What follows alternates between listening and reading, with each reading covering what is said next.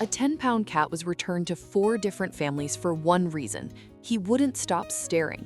178 days of watching, 178 days of being called unsettling, creepy, broken. Every family said the same thing: we can't sleep with him in the house. Then, a 26-year-old woman named Hannah took him home anyway. And at 3:47 a.m. on a Thursday in February, that staring cat saved her life. Hannah Mercer was 26 years old, a freelance graphic designer who had moved to Pittsburgh in September to start over.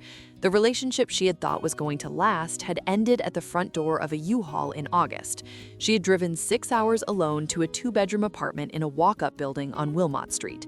She had signed a lease, she had assembled the IKEA dresser at 2 a.m., and then she had sat on the living room floor and looked around at the silence and realized she had never actually lived alone before.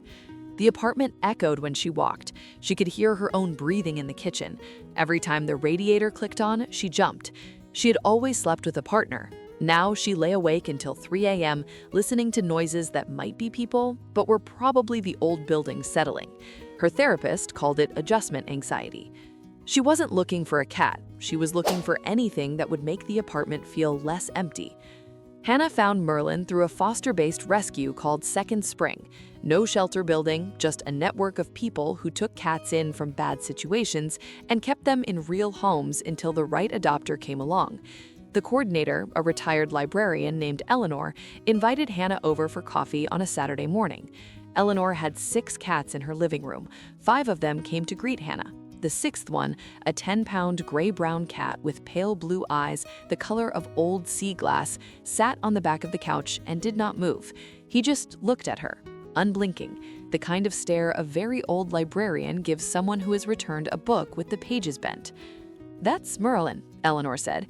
"He was left in a cardboard box outside a 24-hour gas station on Route 51 last December. Someone called it in at 2:15 a.m. It was 19 degrees. He was wearing a collar that said, 'Property of Edith.' The box had a note that said, 'My grandmother passed. We can't keep him.'" Eleanor paused. Then, honestly, he's been returned 4 times. 4 families, 4 notes, all saying some version of the same thing. He stares, he watches us, we can't sleep. The last couple brought him back after 5 days because the husband said Merlin sat at the end of their bed all night just watching them. Hannah looked at Merlin. Merlin looked at Hannah. "I'll take him," she said. Eleanor blinked. "You might want to take a few days to think about—" "I'll take him." Eleanor had been placing cats for 22 years. She knew that tone. She went to get the paperwork. Hannah signed the adoption contract on Eleanor's kitchen table while Merlin sat on the back of the couch in the next room, still watching. Eleanor gave her a carrier and medical records.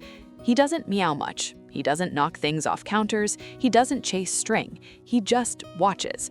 I want you to understand that before you take him home." "I understand." The 4 families didn't. "I'm not them." The drive back to Wilmot Street took 23 minutes. Merlin didn't cry in the carrier. He didn't move.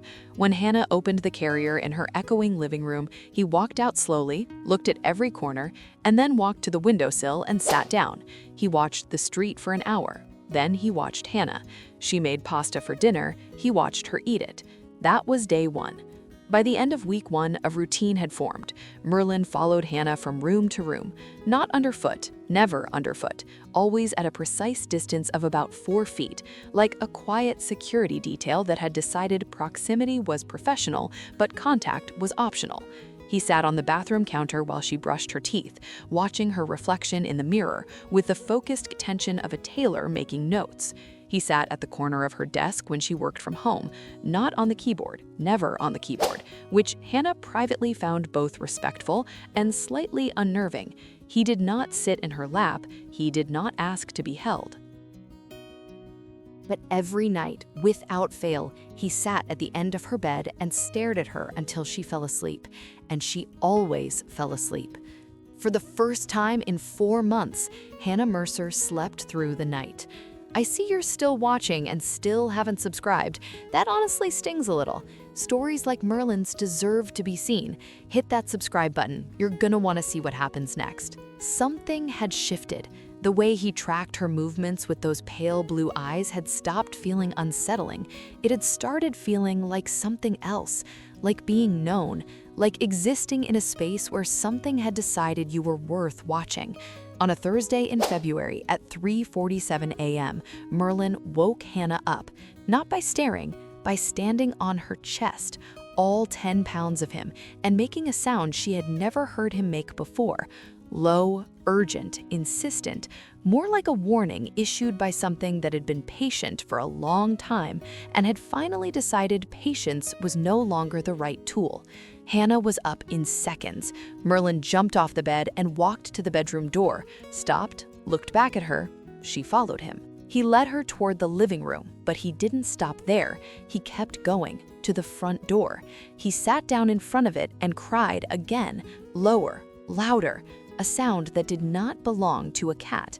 Hannah's head was pounding. Her vision was blurry. She thought at first it was just waking up at 3:47 a.m. Then she noticed she couldn't catch her breath. Her chest felt tight. The radiator in the corner was making a sound it had never made before, a soft, wrong hiss. She opened the front door. The cold February air hit her face and her lungs filled for the first time in hours. She stumbled out into the hallway with Merlin already at her feet, reached for the wall, and then reached for her phone. The fire department arrived at 4:11 a.m. Carbon monoxide levels inside apartment 2B were at 220 parts per million, lethal threshold. The outside smoke alarm in her hallway had dead batteries. The building's furnace had cracked 3 days earlier. Another 20 minutes, the captain said, and you wouldn't have woken up. If that just made you feel something, you already understand what this story is really about. Hannah sat on the curb with a blanket around her shoulders and Merlin in her lap.